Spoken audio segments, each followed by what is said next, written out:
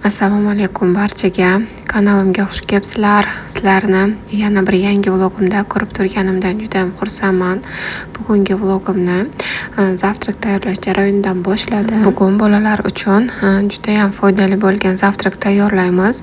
3 dona banan, 3 dona tuxum va 150 gram unni yaxshilab aralashtirib pankek tayyorlaymiz.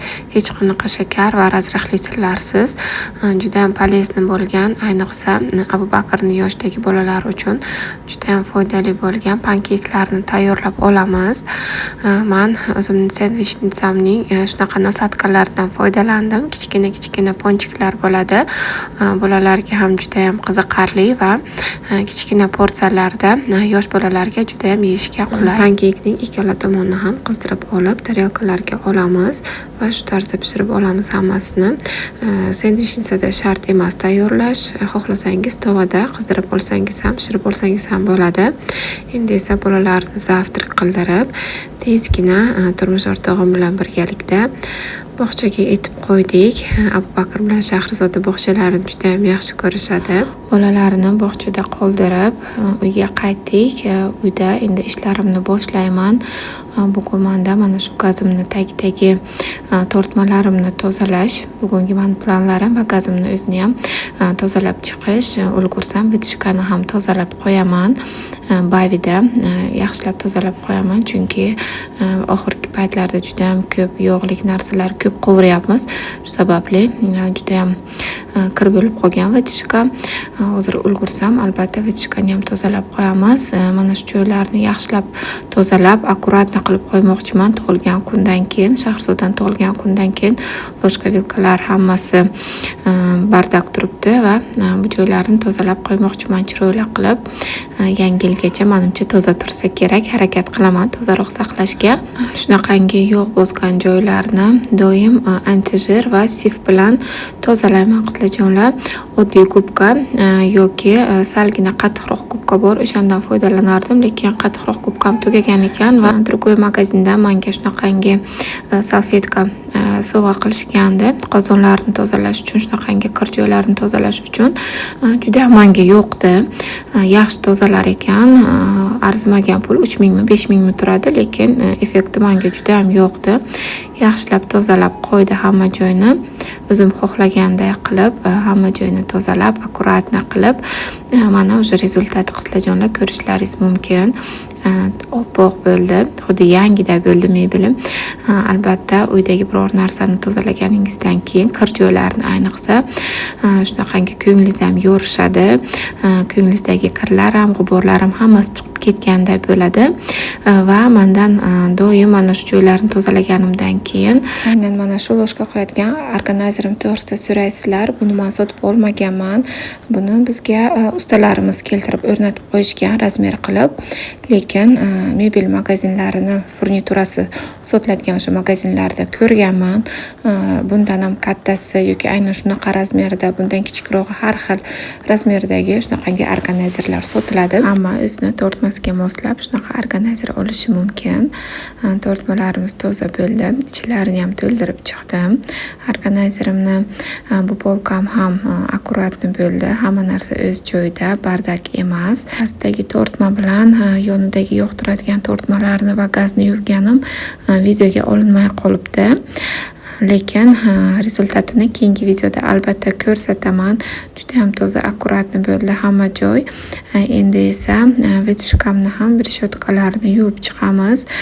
Buning uchun bizga albatta kattaroq biror bir patnis kerak bo'ladi. Uni ichiga vitishkani reshotkalarini qo'yib, undan keyin bavi va qaynoq suv qo'yib 15 daqiqaga qo'yamiz va yaxshilab suvda yuvib qo'yamiz va vitishkamiz reshotkalari toza bo'ladi. Endi esa sizlarga bir necha kun davomida qilgan uborkalarimni ham ko'rsatib o'tmoqchiman. Mana bu polochkalarimni ham hammasini tozalab qo'yganman.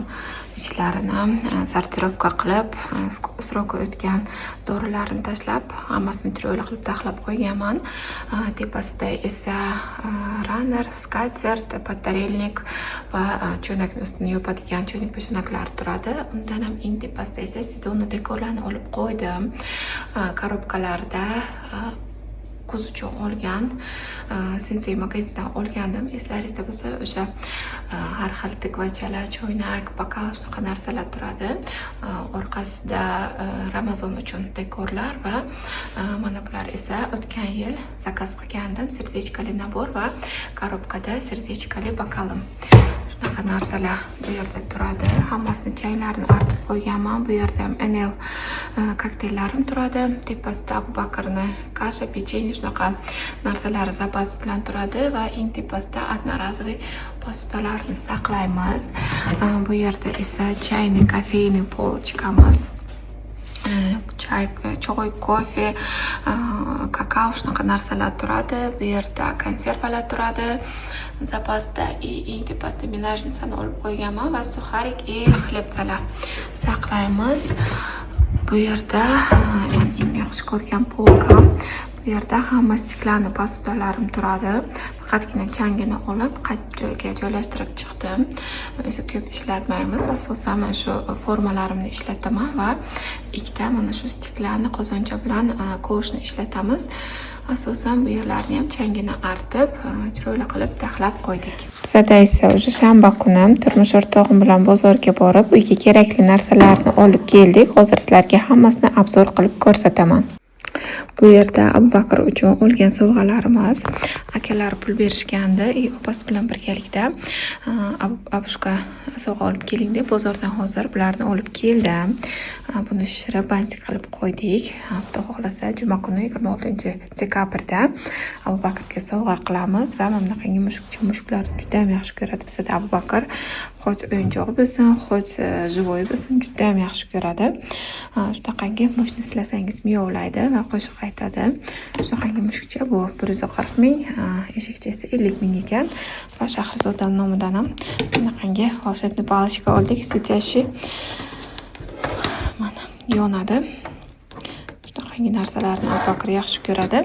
Bu yerda esa yangi yil uchun bolalarga sovg'alar oldik. Hozir bularni chiroyli qilib paketlarga solib qo'yamiz. 4 ta sovg'a tayyorlayman, 5 ta aniqrog'i. 4 tasi bir xil. Ular Shohruxga, Alisherga, Shahrizodaga va qaynukamning o'g'illariga 4 ta bir xil sovg'a bo'ladi va Abu Bakr uchun alohida sovg'a qilamiz, chunki unga bunaqa narsalar mumkin emas.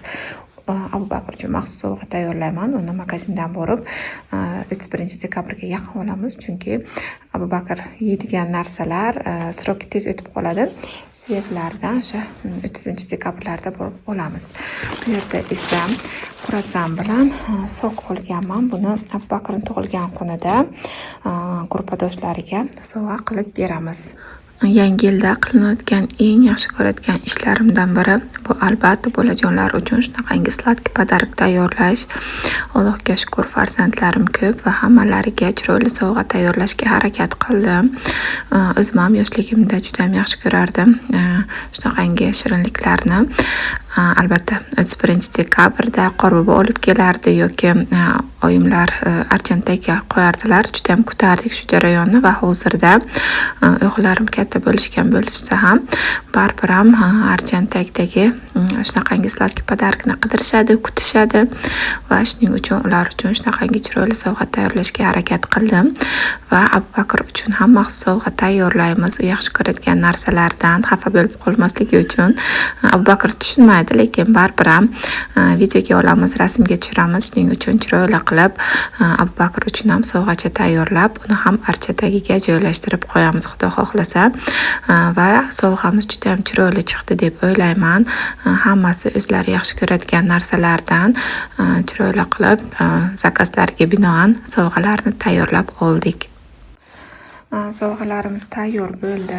Hammani sovg'asi absolutno bir xil, faqatgina Shahrizodaniki o'zgina boshqacharoq. U ham bo'lsa Kinder, Девичий Kinder qizlarniki va Laysni boshqacha ta'mini yaxshi ko'radi. Mana bunaqangi ledenesni rangi, mana bu lentishkasi qizil rangda. O'g'illarniki esa ko'k ranglikdan olganman. Qolgan hamma narsa absolutno bir xil. Adashib qolmaslik uchun paketini salgina boshqacharoq olganman. Abu Bakrga esa keyin 30-dekabr olamiz. Bular hozir hammasi ikkinchi etajga chiqarib qo'yaman va 31-dekabr kuni archani tagiga qo'yamiz. Yana yangi yil stolimiz uchun anchagina napitkalarni oldik. Buni yarmini korzinkadan olganmiz, yarmini esa Aptagodan oldik. Bularni o'tgan yilgidek qilib chiroyli qilib mana bu stolimizni ustiga qo'yaman. Hozir bu yerni chiroyli skatert bilan ustini yopib, chiroyli qilib hammasini terib chiqmoqchiman.